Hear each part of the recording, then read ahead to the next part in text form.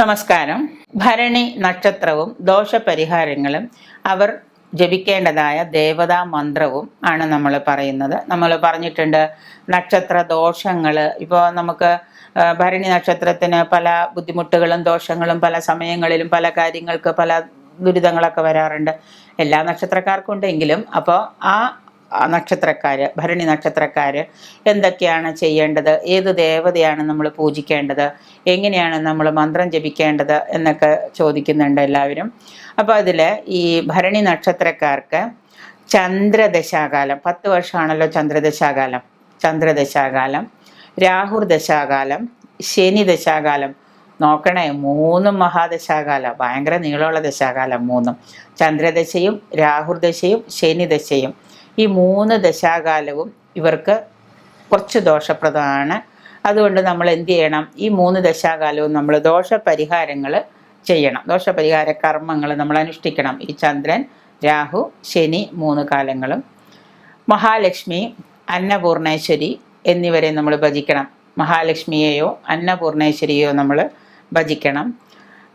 ഭരണി നക്ഷത്രം, പിന്നെ പൂരാട നക്ഷത്രം, പൂര നക്ഷത്രം, ഇങ്ങനെ ഈ 3 നക്ഷത്രവും വരുന്ന ദിവസങ്ങളിൽ നമ്മൾ ക്ഷേത്ര ദർശനം നടത്തുന്നത്. ഇപ്പം നമ്മുടെ പക്കപ്പിറന്നാളാണെങ്കിൽ അന്നൊന്ന് അമ്പലത്തിൽ പോകാൻ, അന്ന് പോകാൻ പറ്റിയില്ലെങ്കിൽ പൂരാട നക്ഷത്രമുള്ള ദിവസം നമുക്ക് വേണമെങ്കിൽ നോക്കിയിട്ട് പോവാം, പൂര നക്ഷത്രമുള്ള ദിവസം നോക്കിയിട്ട് പോവാം. അപ്പോൾ അന്നപൂർണേശ്വരിയുടെ ക്ഷേത്രങ്ങൾ വളരെ കുറവാണെങ്കിൽ മഹാലക്ഷ്മിയുടെ അല്ലെങ്കിൽ ദേവിയുടെ, ഭഗവതിയുടെ അമ്പലത്തിൽ നമുക്ക് പോവാം.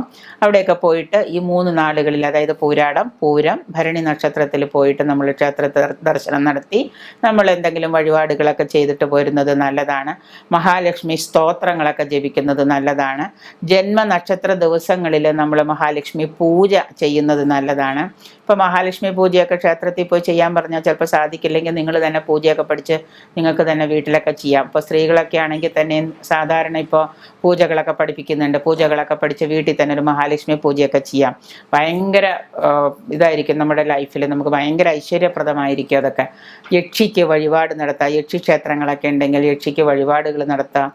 രോഹിണി നക്ഷത്രം, തിരുവാതിര നക്ഷത്രം, പൂയം നക്ഷത്രം, വിശാഖ നക്ഷത്രം, അനിഴം, തൃക്കേട്ട, ഈ നാളുകളൊക്കെ ഈ പറയുന്ന ഭരണി നക്ഷത്ര പ്രതികൂലങ്ങളാണ്. ഇവർ തമ്മിലുള്ള കൊടുക്കൽ വാങ്ങലുകൾ, ക്രയവിക്രയങ്ങൾ, സാമ്പത്തിക കാര്യങ്ങൾ, കൂട്ടു ബിസിനസ്സുകൾ, വിവാഹങ്ങൾ, ഇവൻ പ്രേമിക്കുമ്പോൾ പോലും ജാതകം ചോദിക്കുക. കാരണം ചേരാത്ത നാളാണെങ്കിൽ പ്രേമിച്ചാൽ കുറച്ച് കഴിയുമ്പോൾ തമ്മിൽ തല്ലി അടിച്ച് പിരിഞ്ഞു പോകും. അപ്പോൾ പിന്നെ പ്രേമിച്ചാൽ കല്യാണം കഴിക്കണമെന്ന് നിർബന്ധം വരുമ്പോൾ ജാതകം നോക്കാൻ പറ്റില്ല.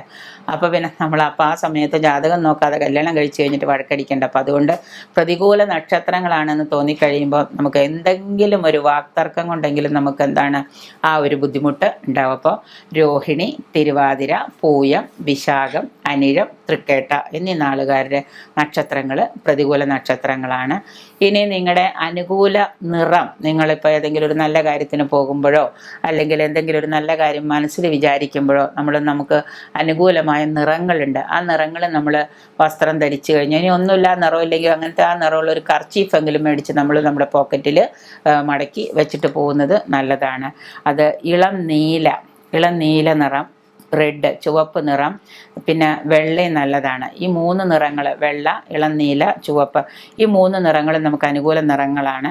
അത് നമ്മൾ ധരിക്കുന്നത് നല്ല നല്ല കാര്യങ്ങൾക്ക് പോകുമ്പോഴോ ഇനി എല്ലാ ദിവസവും ഈ 3 നിറങ്ങൾ മാറി മാറി ധരിച്ചാലും വിരോധമില്ല, അത് നല്ലതാണ്. പിന്നെ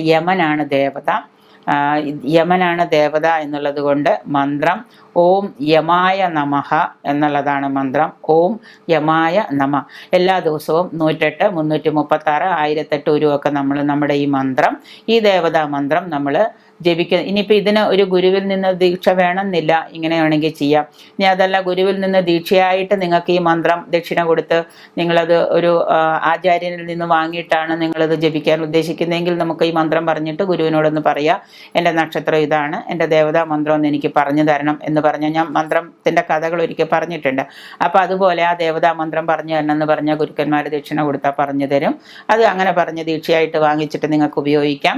ഒരു ദിവസം കുറഞ്ഞത് 108 തവണയെങ്കിലും നമ്മളൊരു മന്ത്രം ചാൻറ്റ് ചെയ്യണം. 108 അല്ലെങ്കിൽ 111, 336 അങ്ങനെ അതിൻ്റെ ഗുണിതങ്ങളായിട്ട് നമ്മൾ മന്ത്രം ചാൻറ്റ് ചെയ്യുക. അപ്പോൾ ദേവത യമനാണ്, മന്ത്രം ഓം യമായ നമ എന്നുള്ളതാണ് ഈ നക്ഷത്രക്കാരുടെ മന്ത്രം.